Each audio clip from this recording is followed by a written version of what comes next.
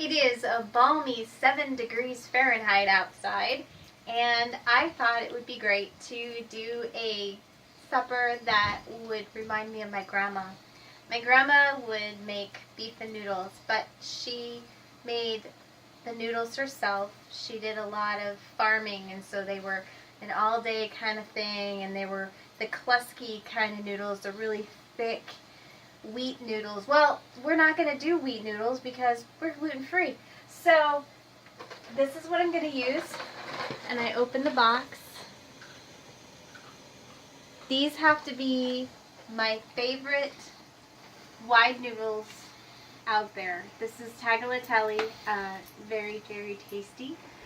The water is boiling, so we'll probably be assembling it a little bit later, as soon as the noodles are done. Anyway, I do a lot of canning, and I wanted to show that actually. This is a canner, and I can a lot of leftovers, so I can beef. And this is beef here that's been canned. Woo! There goes the dishwasher. This is beef that's been canned in its own broth.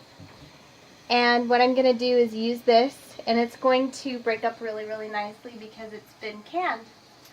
And I have broth here, which is about 12 ounces. And first this is going to go in the pan, and we're going to get it to a nice boil.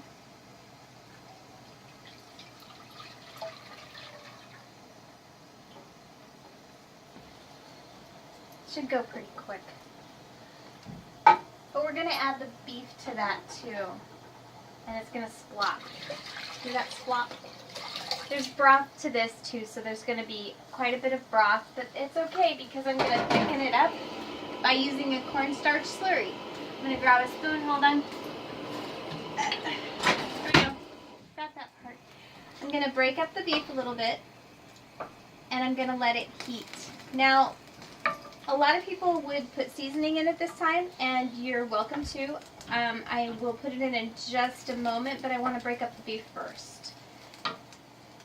My grandma only used salt and pepper in her beef and noodles, and it turned out so fantastic because she also canned her own beef.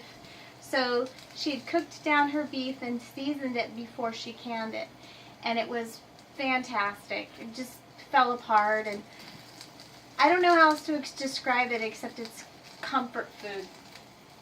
So I'm going to make a cornstarch slurry, and how to make a cornstarch slurry is water and cornstarch.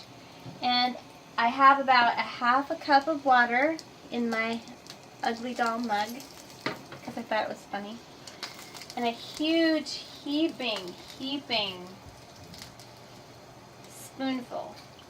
I'm not measuring it because I don't really need to. I've done this a bajillion times, and this tutorial is for my husband, so he can make this when I'm busy and I can't cook dinner. Alright, so once it's supposed to wait until the broth and beef are boiling, but I don't want to waste that much time. I want to get this in there, the slurry in there. So I'm stirring it up to, it looks kind of like skim milk. I wouldn't recommend drinking it.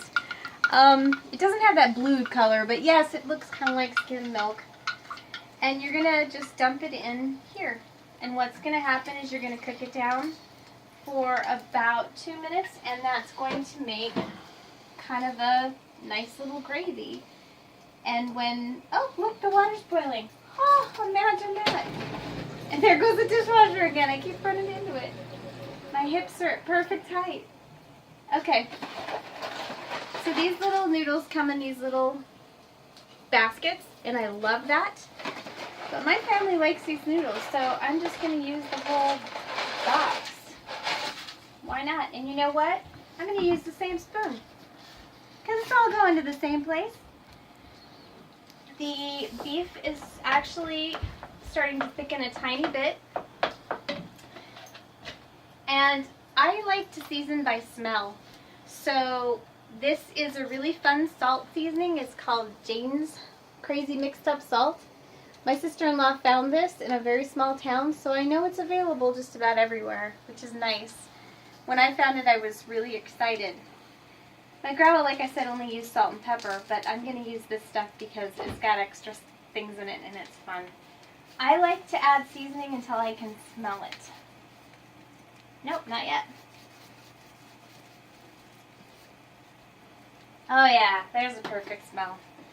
Okay, so this is going to cook down, and the noodles are going to cook down, and the next time you see this, it's going to be on a dish. Thanks. So this is a finished product, and this is a really, really quick meal. My grandma would be proud because this tastes pretty darn good. I used about 2 8-ounce cans of beef, so about 16 ounces of beef. And then, of course, all of the tagliatelle, which is about 12 ounces of pasta. I used about a cup and a half of broth. And I just mixed it together with some seasonings. And here's the finished product. And it's super awesome. And my grandmother would be so proud of me. Thank you. Oh, wait, my husband says I need to take a bite, but it's really, really hot, so I don't know if I can do this without burning my tongue, but see the pain I go through for you.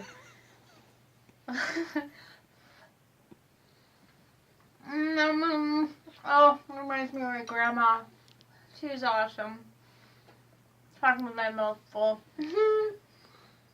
You can add mushrooms to this, too. I didn't because my son thinks they're awful, so I didn't add them. Just for him. Yeah. Bye-bye.